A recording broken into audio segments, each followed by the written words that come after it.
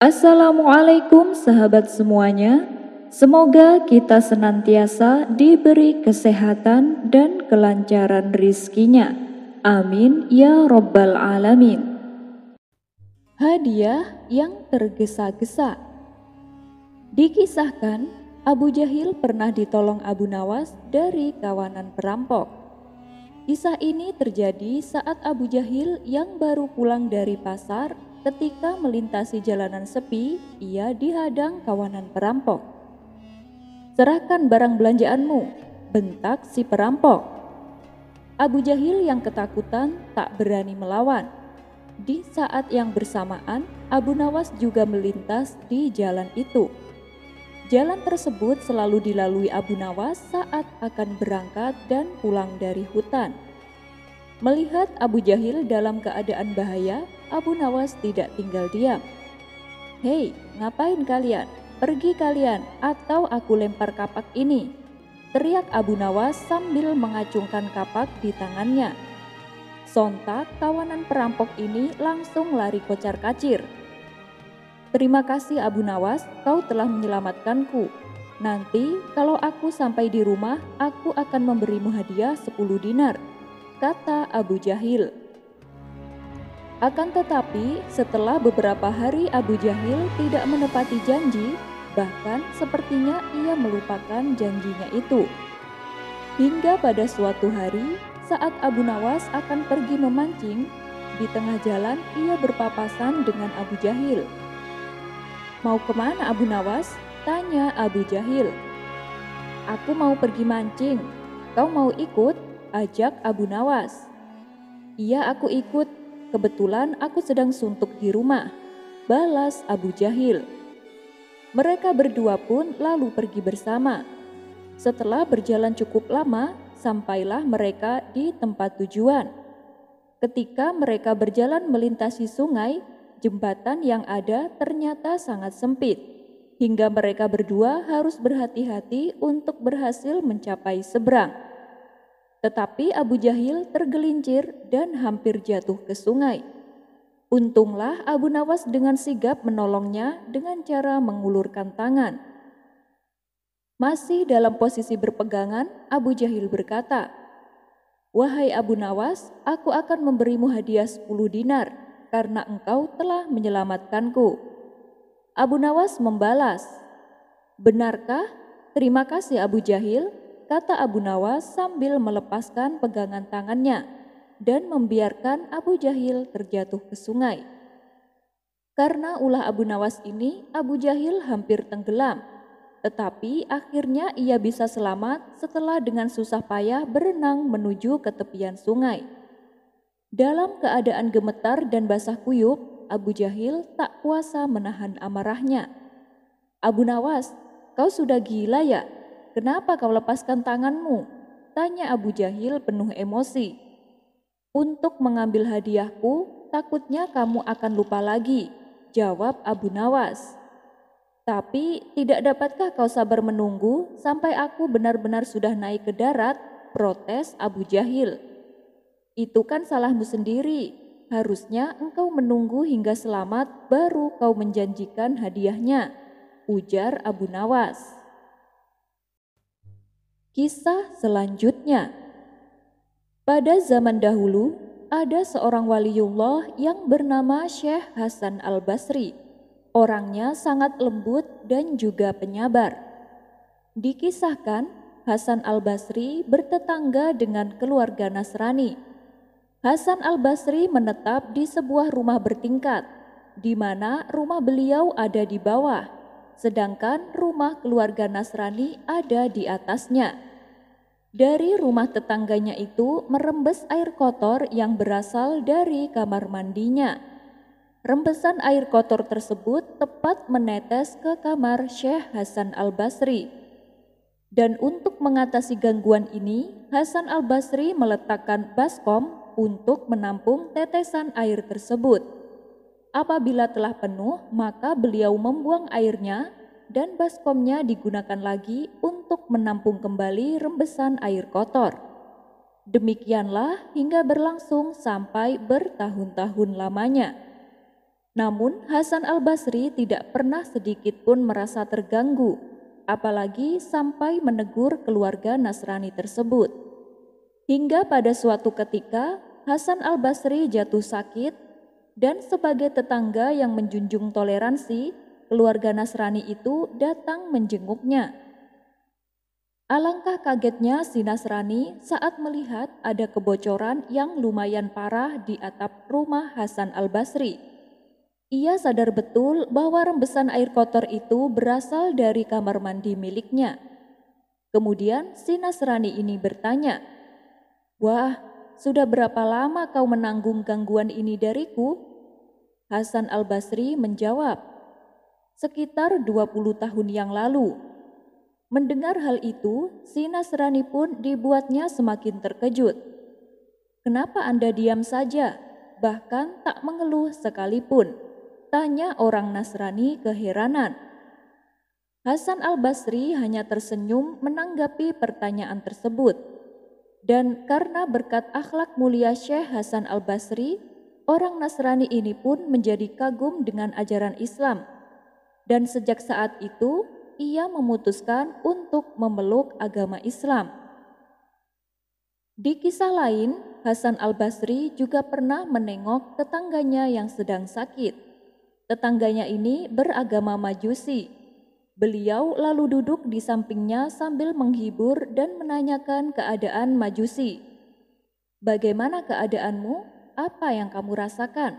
tanya Hasan al-Basri. Dengan suara lemah tak berdaya, Majusi itu menjawab, "Hatiku telah hancur, tubuhku kesakitan, makamku sedang digali dan aku akan melakukan perjalanan yang sangat jauh.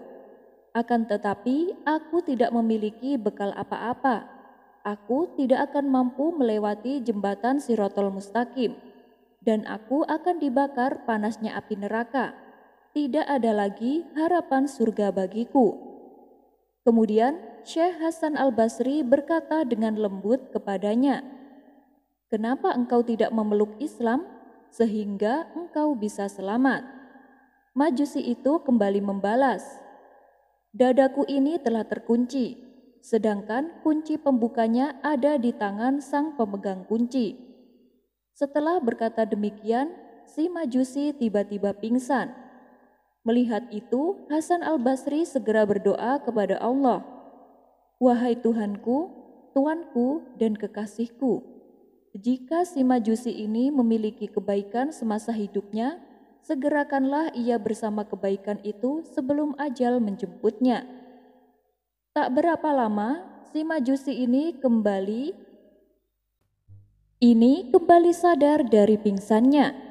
Ia membuka kedua matanya dan berkata, "Wahai Syekh, sesungguhnya pemegang kunci telah mengirimkan kuncinya melalui utusan yang ada di samping kananmu. Aku bersaksi tiada Tuhan selain Allah dan Muhammad utusannya." Setelah mengucapkan dua kalimat syahadat, Majusi itu pun menghembuskan nafas terakhirnya. Dia meninggal dalam keadaan Islam. Kisah ini terdapat dalam kitab Bahru al-Dumu halaman 16. Wallahu a'lam bishawab. Ada kisah menarik lain tentang Syekh Hasan al-Basri dengan tetangganya yang seorang Majusi. Dikisahkan Hasan al-Basri memiliki seorang tetangga yang bernama Simeon. Dia adalah seorang pemuja api. Pada suatu hari, Simeon jatuh sakit dan ajalnya hampir tiba. Sahabat-sahabatnya meminta agar Hasan al-Basri bersedia menjenguknya.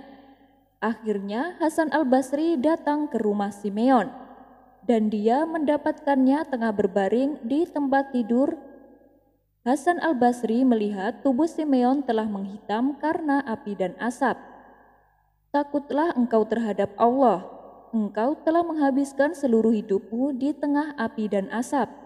Terimalah Islam. Semoga Allah mengampunimu," kata Hasan al-Basri menasihati. Simeon membalas, "Ada 3 hal yang menahanku untuk menjadi seorang muslim. Yang pertama adalah bahwa engkau berbicara buruk tentang dunia. namun siang dan malam engkau mengejar dunia.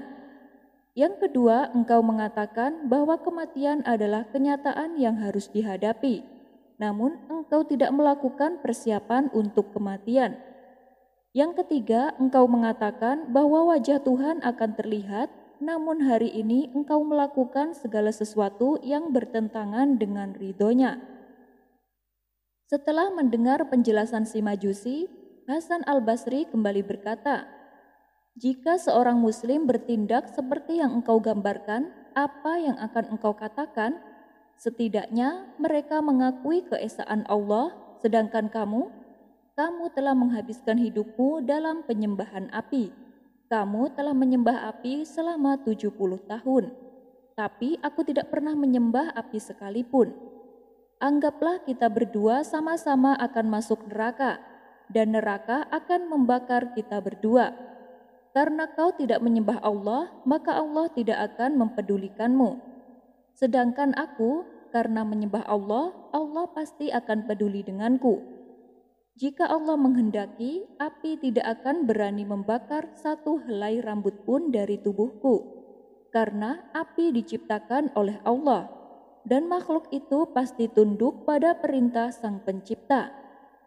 Baiklah, sekarang kita uji saja.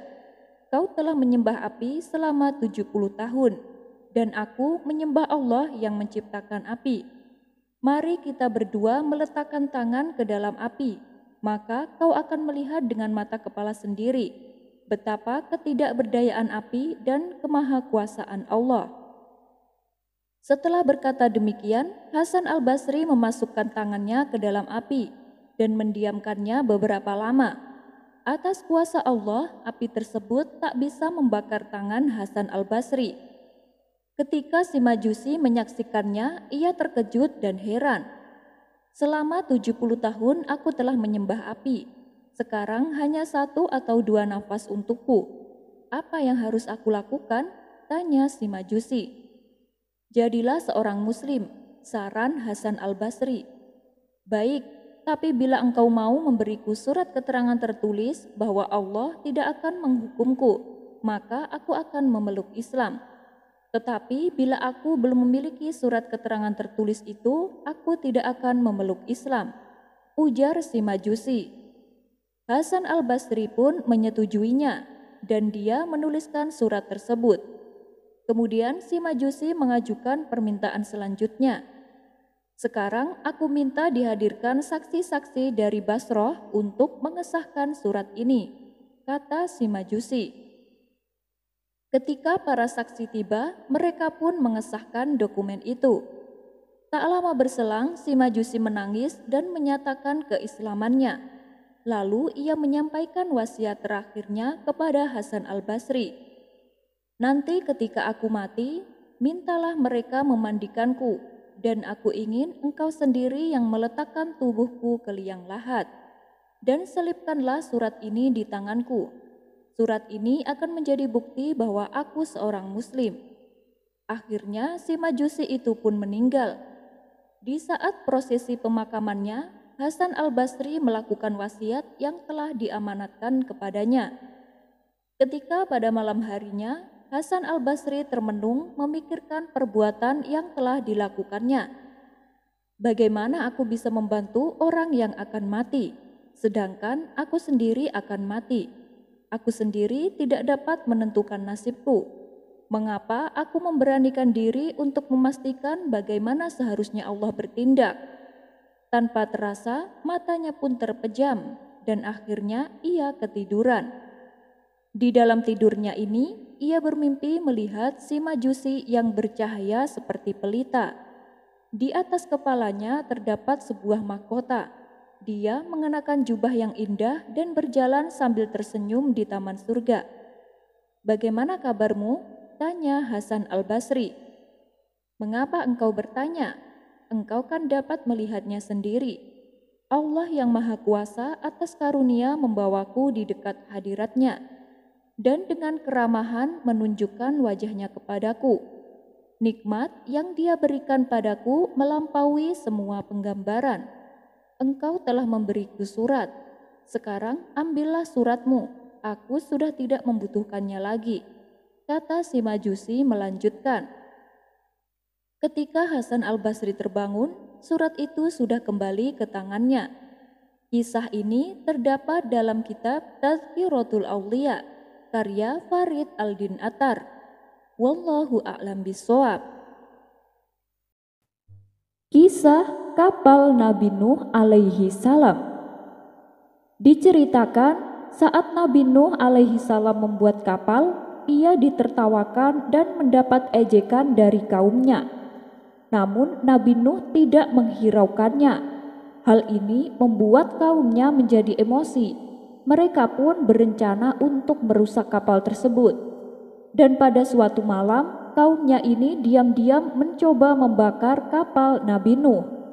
Masing-masing membawa kayu dengan api yang menyala.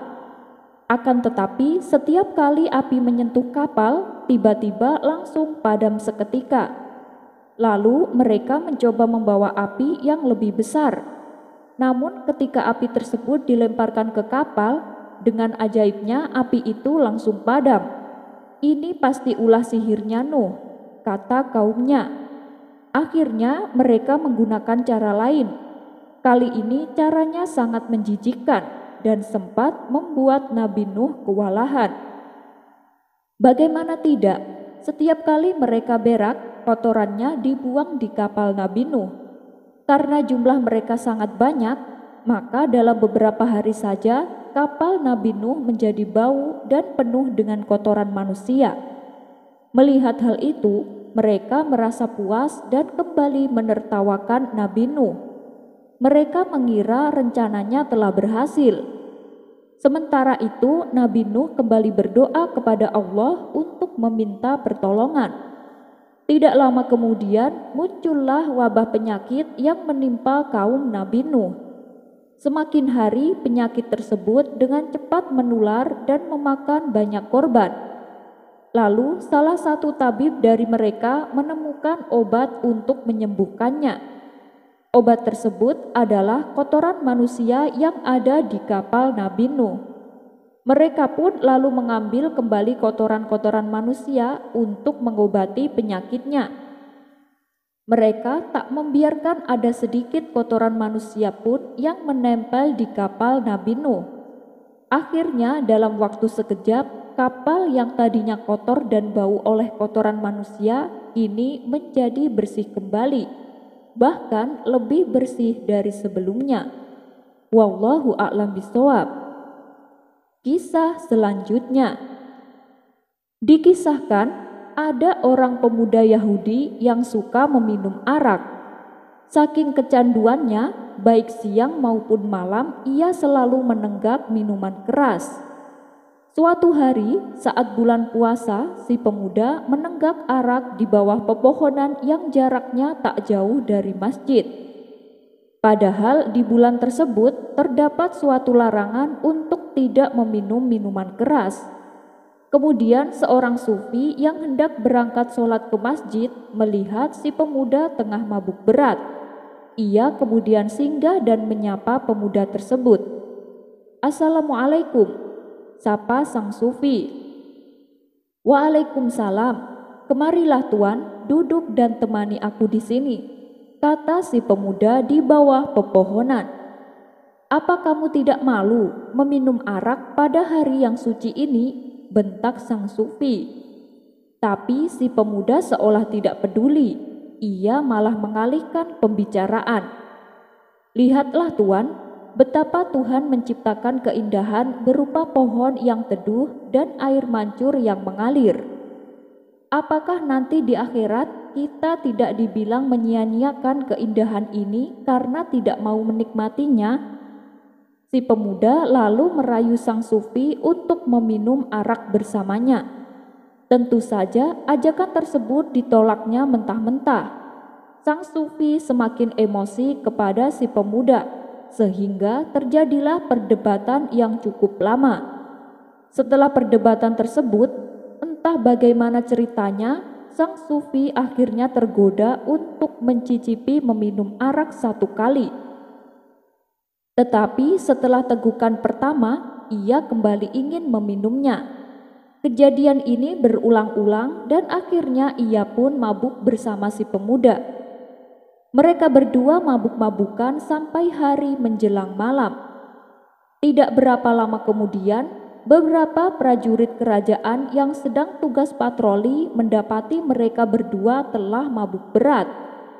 Keduanya pun segera ditangkap dan diseret ke pengadilan.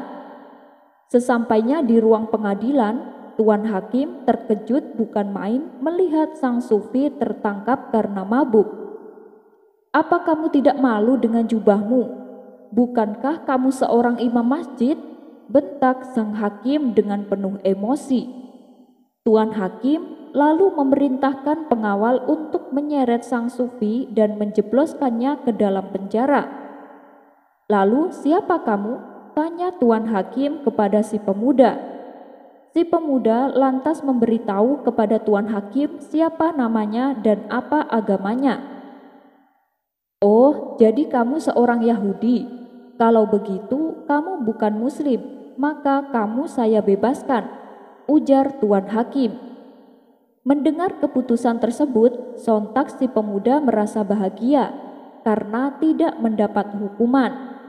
Namun si pemuda merasa kasihan dengan nasib sang sufi.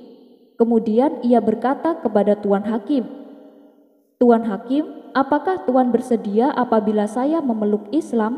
tanya si pemuda. "Oh, tentu saja," jawab Tuan Hakim antusias. "Lalu kalau saya sudah masuk Islam, apakah perbuatan saya sekarang akan mendapatkan hukuman?" tanya si pemuda. "Tentu saja tidak, wahai anak muda, karena perbuatanmu sekarang kamu lakukan sebelum kamu masuk Islam.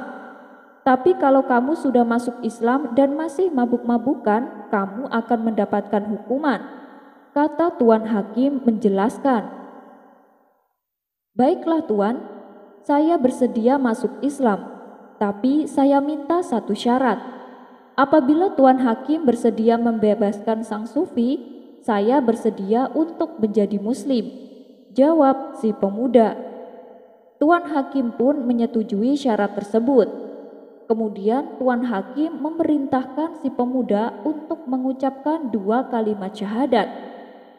Setelah proses menjadi Muslim selesai, si pemuda pun dipertemukan kembali dengan sang sufi yang telah bebas.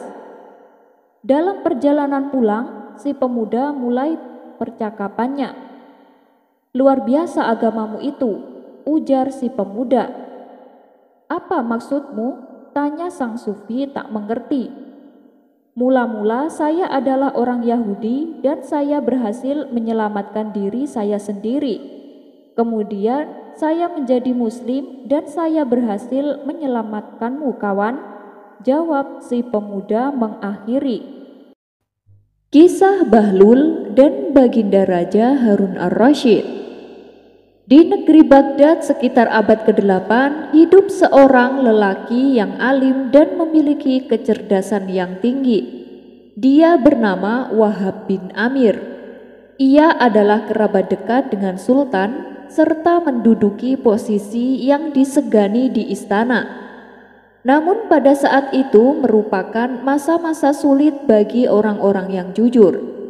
Pasalnya di lingkup istana banyak pejabat yang korupsi.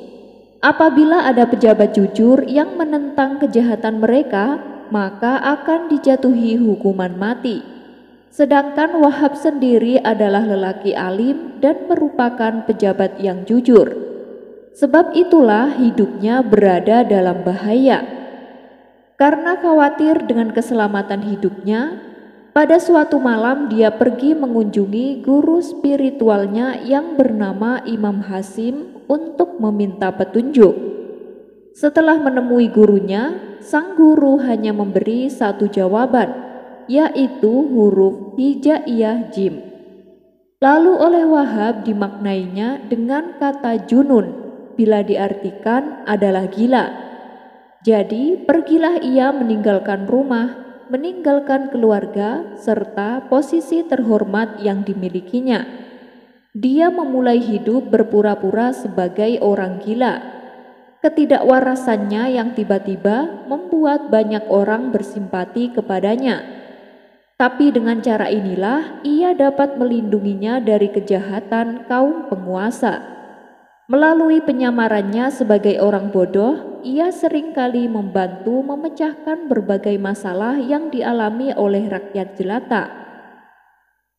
Dan di saat yang sama, ia juga memberi mereka saran spiritual dan moral tentang kehidupan.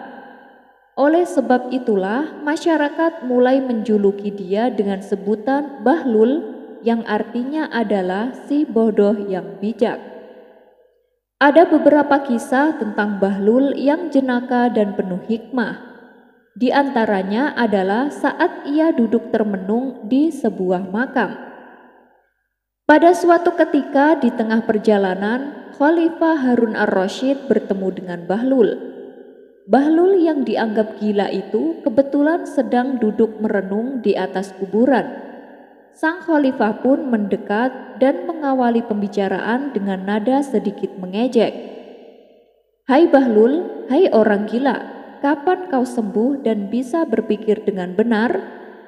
Seketika itu Bahlul langsung berlari dan naik ke atas pohon. Ia pun lalu berteriak dengan suara lantang, "Hai Harun, hai orang gila, kapan kau sembuh dan bisa berpikir dengan benar?" Kemudian khalifah pun mendekatinya ke bawah pohon sembari masih menaiki kudanya. "Hai Bahlul, aku yang gila atau kau yang gila?" tanya khalifah. "Kamu yang gila," jawab Bahlul sedikit membentak. "Bagaimana bisa? Bukankah kamu yang gila? Tidur di kuburan dan perilakumu seperti orang yang tidak waras," balas sang khalifah. "Justru itu kamu yang gila. Kamu membangun istana dengan megah dan mewah, lalu kamu tinggal di dalamnya. Padahal semuanya itu akan sirna dan tidak akan kau bawa mati. Sementara aku tinggal di kuburan dan membangun kuburanku di sini, karena aku mempersiapkan untuk di akhirat kelak," ujar Bahlul. Mendengar hal itu, Khalifah Harun ar-Rasyid langsung menangis, hatinya langsung bergetar begitu kencang. Ia menangis hingga air matanya membasahi seluruh jenggotnya.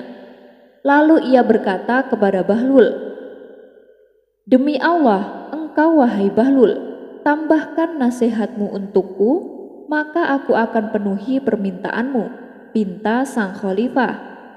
"Aku mempunyai 3 permintaan. Jika engkau bisa mematuhinya, maka aku sangat berterima kasih kepadamu," kata Bahlul kepada sang khalifah. "Sebutkanlah apa permintaanmu?"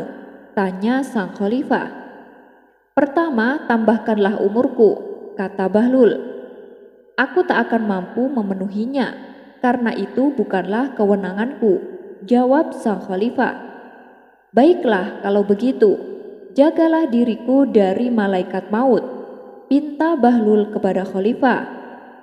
"Itu juga tak mungkin bisa aku penuhi, karena itu bukan kuasaku," jawab sang khalifah.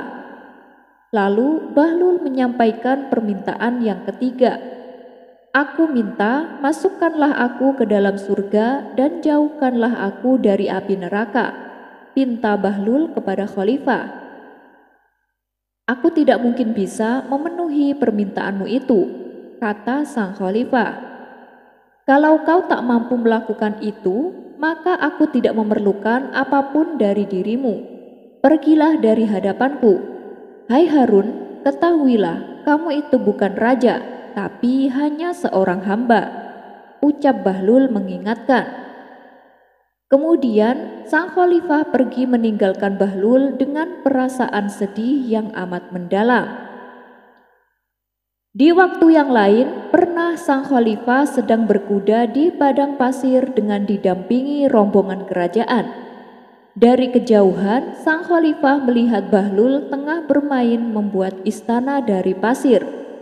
Karena penasaran, sang khalifah segera menghampirinya. "Apa yang sedang kau lakukan?" tanya sang khalifah. "Aku sedang membuat istana dari pasir," jawab Bahlul. "Betulkah? Saya ingin membeli satu. Berapa harganya?" tanya sang khalifah. Biasanya Bahlul menjual hanya dengan harga 1 dinar kepada para pedagang yang sedang melintas. Dari hasil uang penjualannya, lalu ia sedekahkan kepada fakir miskin. Tapi Raja Harun ar-Rasyid adalah khalifah yang kaya raya. Dia memiliki harta yang tak terhitung. Oleh sebab itulah Bahlul meminta harga yang layak untuk seorang raja. Untuk kamu, harganya 100 dinar, dan uangnya akan saya bagikan kepada orang-orang miskin, kata Bahlul menjelaskan. 100 dinar, itu terlalu mahal Bahlul, ujar sang khalifah. Itu kan terserah saya, kamu mau membelinya atau tidak, balas Bahlul. Karena tidak tertarik, sang khalifah pun lalu pergi meninggalkan Bahlul. Pada malam harinya, sang khalifah bermimpi dia dibawa oleh malaikat ke surga dan ditunjukkan istana-istana megah yang keindahannya tidak pernah dia lihat sebelumnya. Sang khalifah pun merasa takjub dan tak henti-hentinya berdecak kagum. Untuk siapa istana-istana ini? Tanya sang khalifah kepada malaikat.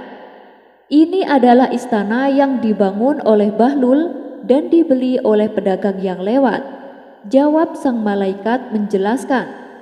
Seketika itu sang khalifah terbangun dari mimpinya. Ia tak bisa kembali memejamkan matanya. Ia terus merenungi dan menyesali kenapa tadi siang tidak membeli istana yang dibuat oleh Bahlul. Setelah waktu menjelang pagi, sang khalifah segera meninggalkan istana untuk mencari keberadaan Bahlul. Ia pergi menuju padang pasir di mana Bahlul biasa berjualan. Akhirnya sang khalifah pun berhasil menemukan Bahlul. Ia terlihat sedang duduk sendirian membuat istana pasir. Lalu sang khalifah turun dari kudanya dan dengan suara yang sangat bijaksana dia berkata kepada Bahlul, "Wahai Bahlul, aku akan membeli istana yang kamu tawarkan padaku kemarin," ujar Khalifah Harun ar-Rasyid. Harganya sudah naik, sekarang menjadi 1 juta dinar, dan itu harus dibayar tunai, kata Bahlul. Sang khalifah pun terkejut mendengarnya. 1 juta dinar? Baru kemarin kamu bilang harganya 100 dinar, protes sang khalifah. Yaitu kemarin, tapi sekarang sudah beda lagi. Karena istana yang kemarin sudah dibawa para malaikat ke surga. Aku diberitahu oleh para malaikat untuk membagikan semua emasmu kepada orang-orang miskin di negeri ini, kata Bahlul menjelaskan. Sang khalifah merasa menyesal di dalam hatinya. Dia telah melewatkan kesempatan emas untuk membeli istana di surga, dan sekarang harga yang diminta adalah 1 juta dinar. Harga yang sangat begitu tinggi. Akhirnya sang khalifah pergi dengan harapan hampa. Ia berjalan pulang dengan tertunduk lesu. Beberapa hari kemudian, istri sang khalifah yang bernama Zubaidah tengah berjalan-jalan di tepian sungai bersama para pelayannya. Ternyata di situ juga ada Bahlul sedang bermain membuat taman di tepi sungai seperti layaknya anak kecil. Karena merasa kasihan, sang permaisuri menghampiri Bahlul. "Wahai Bahlul, apa yang sedang kau lakukan?" tanya sang permaisuri. "Saya sedang membuat taman," jawab Bahlul. "Tamannya indah sekali, aku ingin membelinya," ujar sang permaisuri. "Oh, silahkan, harganya 100 dinar, tutur Bahlul. Sang permaisuri lantas memberikan uang 100 dinar kepada Bahlul. Sebenarnya tujuan sang permaisuri hanyalah ingin menolong Bahlul dengan cara memberikan dia uang. "Wahai permaisuri, Anda tidak ingin minta tanda terima?" tanya Bahlul. "Tulislah dan bawalah," jawab sang permaisuri, lalu pergi meninggalkan Bahlul. Setelah mendapatkan uang 100 dinar dari Zubaidah, Bahlul bagikan semuanya kepada para fakir miskin. Ketika pada malam harinya, sang permaisuri Zubaidah bermimpi melihat sebuah taman besar yang indah. Bahkan keindahannya tidak pernah ia lihat sebelumnya. Istana-istana megah yang terbuat dari permata berwarna-warni berdiri kokoh di samping taman seakan menambah keindahannya. Kemudian datang sosok malaikat dan memberikan tanda terima yang ditulis dengan tinta emas. "Inilah taman yang telah kau beli dari Bahlul," kata sang malaikat menjelaskan. Sang permaisuri pun terkejut dan terbangun dari tidurnya. Ketika esok paginya, sang permaisuri menceritakan mimpinya itu kepada suaminya, yaitu Khalifah Harun ar-Rasyid. Sang permaisuri terlihat begitu sangat bahagia, tak ingin menyia-nyiakan kesempatan tersebut. Sang khalifah memerintahkan beberapa pengawal untuk membawa Bahlul ke istana. Singkat cerita, datanglah Bahlul menghadap sang khalifah. "Wahai Bahlul, aku juga ingin membeli tamanmu seharga 100 dinar seperti yang kau jual kepada istriku," pinta sang khalifah. Mendengar hal itu, Bahlul justru tertawa terbahak-bahak dengan permintaan sang khalifah. "Istrimu membelinya tanpa melihat, tapi kau telah mendengar dan sangat ingin membelinya. Dengan sangat menyesal, aku tak akan menjualnya kepadamu," kata Bahlul sambil tertawa untuk kedua kalinya. Sang Khalifah Harun ar-Rasyid tidak mendapatkan apa yang ia inginkan dari Bahlul. Dari kisah tersebut, ketika Zubaidah membeli taman buatan Bahlul, dia semata-mata hanya ingin membantu Bahlul tanpa mengetahui bahwa taman yang ia beli kelak akan menjadi taman surga baginya. Karena uang yang diberikan kepada Bahlul selalu dibagikan kepada para fakir miskin tanpa tersisa sedikit pun. Tapi berbeda dengan Khalifah Harun ar-Rasyid, dia ingin membeli taman buatan Bahlul karena sudah tahu manfaat yang akan ia dapatkan. Kuah dibalas rempah. Memang semua sudah tahu dan kagum akan kecerdasan Abu Nawas. Tak ada yang meragukannya sama sekali. Pada suatu hari, Raja Harun ar-Rasyid telah mempermalukan Abu Nawas dengan menyiram air kencing di depan para tamu undangan. Abu Nawas pun hanya bisa diam. Namun, dalam hati dia merencanakan sesuatu di hari yang lain. Berikut kisahnya. Figur Abu Nawas memang sangat lihai dalam menyelesaikan masalah. Tak hanya lucu saja, akan tetapi juga bijaksana, sehingga Abu Nawas tidak dapat dianggap enteng. Raja sangat bangga memiliki warga seperti Abu Nawas ini. Namun, di sisi lain, dari Abu Nawas juga sangat menjengkelkan raja, karena ulahnya yang selalu tidak tahu diri. Oleh karena itulah, Baginda Raja tak pernah berhenti memeras otaknya untuk membalas Abu Nawas. Seperti pada tahun-tahun sebelumnya, di bulan Rabiul Awal diadakan acara Maulid Nabi. Sambil tersenyum, raja bergumam dalam hati, "Awas kamu Abu Nawas, kali ini kamu pasti kena." Acara Maulid Nabi pun tibalah waktunya dan diselenggarakan di istana. Pada saat itu semua pembesar negeri hadir, termasuk putra-putra mahkota dari negeri sebelah.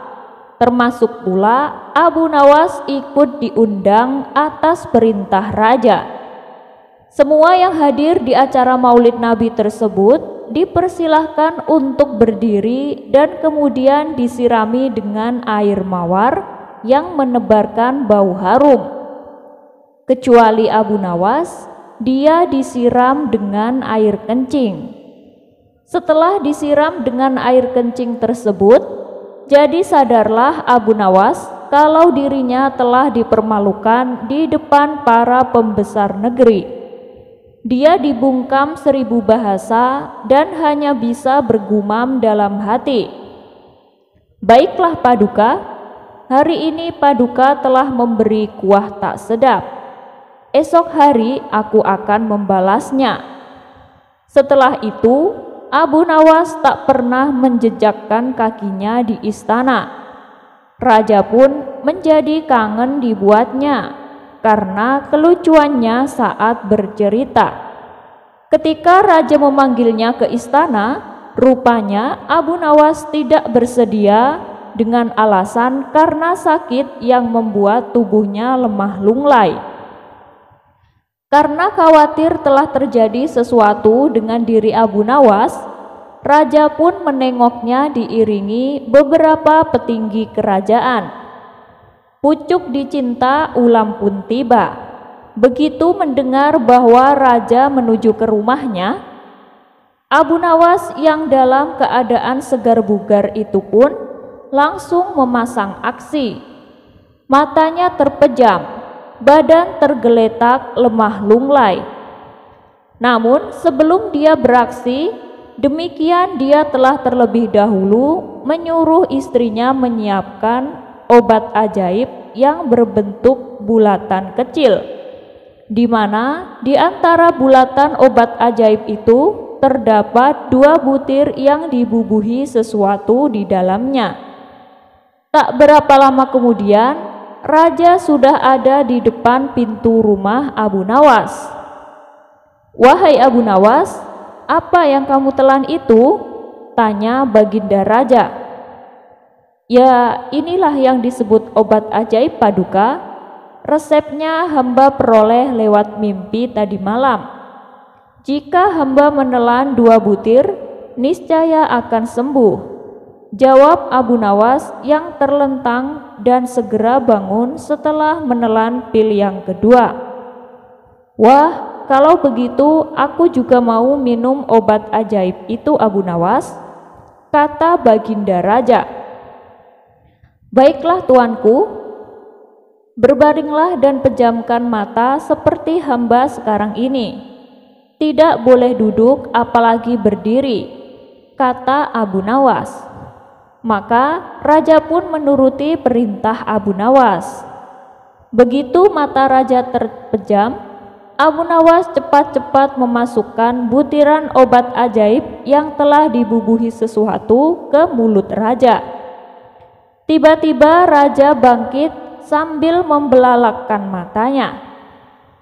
"Hei Abu Nawas, engkau memberiku makan tinjaya," kata baginda raja.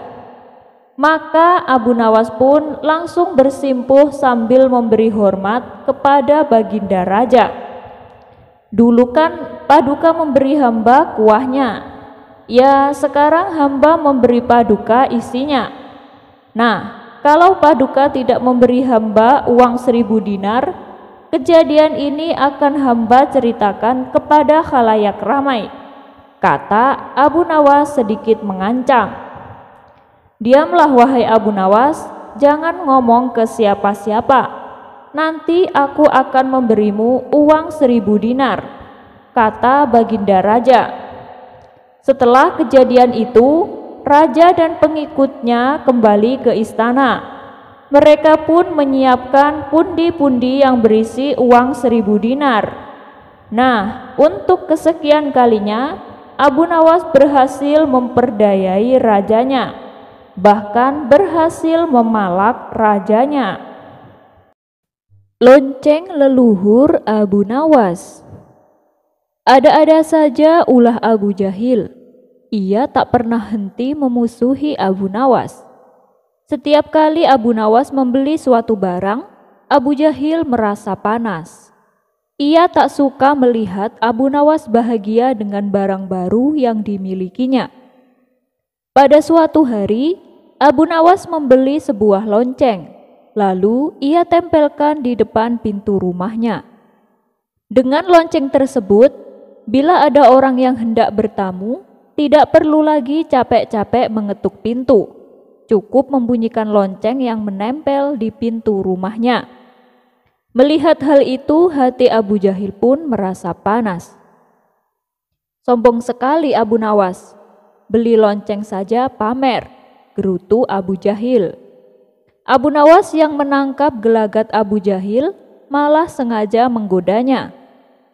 Hei Abu Jahil, coba lihat, aku punya lonceng warisan leluhurku, teriak Abu Nawas. Mendengar teriakan Abu Nawas membuat Abu Jahil semakin panas. Dasar tukang pamer, balas Abu Jahil. Ia pun berlalu dari hadapan Abu Nawas. Padahal Abu Nawas sama sekali tidak ada niatan untuk pamer. Dasar Abu Jahilnya saja yang merasa dengki dengan Abu Nawas. Karena rasa dengkinya ini, Abu Jahil ingin membalas perlakuan Abu Nawas. Lalu muncullah di benak Abu Jahil niat untuk berbuat jahat. Akan kucuri lonceng Abu Nawas, lalu aku buang ke hutan, biar tahu rasa dia, pikir Abu Jahil. Ternyata niatan Abu Jahil ini bukan omong kosong belaka. Di saat tengah malam tiba, ia benar-benar melakukan aksi jahatnya. Dengan berjalan mengendap-endap, Abu Jahil naik ke daerah rumah Abu Nawas. Kemudian ia mendekati pintu rumah dan berusaha mencongkel lonceng yang menempel di pintu. Akan tetapi saat loncengnya tersenggol, lonceng tersebut langsung berbunyi yang membuat Abu Nawas terjaga dari tidurnya. "Woi, siapa di luar?" teriak Abu Nawas. Mendengar itu, Abu Jahil langsung kabur meninggalkan rumah Abu Nawas. "Kurang ajar, hampir saja ketahuan," ujar Abu Jahil. Meski hampir ketahuan, Abu Jahil tak mau menyerah. Malam berikutnya, ia kembali mencuri lonceng Abu Nawas. Kali ini ia lebih berhati-hati daripada malam sebelumnya. Dan saat ia memegang lonceng, lonceng tersebut kembali mengeluarkan suara. "Woi, siapa di luar?" teriak Abu Nawas. Mendengar teriakan Abu Nawas, Abu Jahil pun panik dan langsung kabur. Begitu juga dengan malam-malam berikutnya. Abu Jahil tak pernah berhasil mencuri lonceng milik Abu Nawas. Karena selalu gagal dalam aksinya, Abu Jahil pun memutar otak mencari cara lain. Dan lucunya, yang terbersit di benaknya adalah bertanya pada Abu Nawas. "Bukankah Abu Nawas sangat cerdik? Aku akan tanya kepadanya," pikir Abu Jahil. Maka Abu Jahil pun pergi menemui Abu Nawas. "Ada apa Abu Jahil? Tumben nih main kemari," tanya Abu Nawas. "Ini Abu Nawas, aku mau tanya sesuatu. Barangkali kamu tahu solusinya," jawab Abu Jahil. "Oh, mau tanya apa?" sahut Abu Nawas kembali. "Menurutmu, cara apa yang paling ampuh untuk mengambil benda yang berbunyi agar tidak terdengar?" tanya Abu Jahil. Abu Nawas tidak menaruh rasa curiga sama sekali. Ia tak tahu kalau benda yang dimaksud Abu Jahil adalah lonceng miliknya. Tapi Abu Nawas malah memberi solusi yang konyol. "Itu sih gampang Abu Jahil. Gini-gini, jadi saat kamu mau mengambil benda tersebut, tutup kedua telingamu dengan kapas. Pasti kamu tidak akan mendengar suara apapun," jawab Abu Nawas. Sejenak Abu Jahil terdiam. "Betul juga," kata Abu Nawas. "Kenapa tidak terpikirkan olehku?" ujar Abu Jahil dalam hati. "Terima kasih Abu Nawas atas solusinya," ucap Abu Jahil. Ia pun pergi meninggalkan Abu Nawas. Saat tengah malam tiba, Abu Jahil mulai beraksi sesuai saran Abu Nawas. Abu Jahil menutup kedua telinganya dengan kapas. Ia lalu memasuki halaman rumah Abu Nawas. Dan ketika ia mengambil lonceng yang menempel di pintu, Abu Jahil tidak mendengar suara apapun. "Yes, akhirnya aku berhasil," ucap Abu Jahil kegirangan. Namun saat ia hendak mengambil loncengnya, tiba-tiba dari belakang pundaknya ditepuk seseorang. Sontak Abu Jahil terkejut. Apalagi ketika ia menoleh ke belakang, ternyata orang tersebut adalah Abu Nawas. Aneh sekali, kenapa Abu Nawas bisa mendengarnya? Padahal aku tidak mendengar bunyi apapun. Batin Abu Jahil keheranan. Melihat tingkah Abu Jahil ini, Abu Nawas pun tertawa. Kemudian Abu Nawas membuka kapas yang menempel di telinga Abu Jahil. "Ngapain kamu mencuri loncengku?" tanya Abu Nawas. Bukannya menjawab, Abu Jahil malah kabur sambil melempar lonceng di tangannya. Tawa Abu Nawas pun kembali pecah melihat kekonyolan Abu Jahil. "Tentu saja aku bisa mendengar lonceng, telingaku kan tidak ditutup kapas," teriak Abu Nawas. "Kurang ajar Abu Nawas, dia telah mempermainkanku," gerutu Abu Jahil. Terlepas apakah cerita ini cerita fiksi atau kenyataan, karena hikmahnya adalah barang hilang seorang muslim. Dimanapun ia menemukannya, maka dia berhak mengambilnya. Sekian dulu perjumpaan kita kali ini. Sampai bertemu lagi di kisah selanjutnya. Terima kasih yang sudah subscribe dan setia menonton channel ini. Wassalamualaikum warahmatullahi wabarakatuh.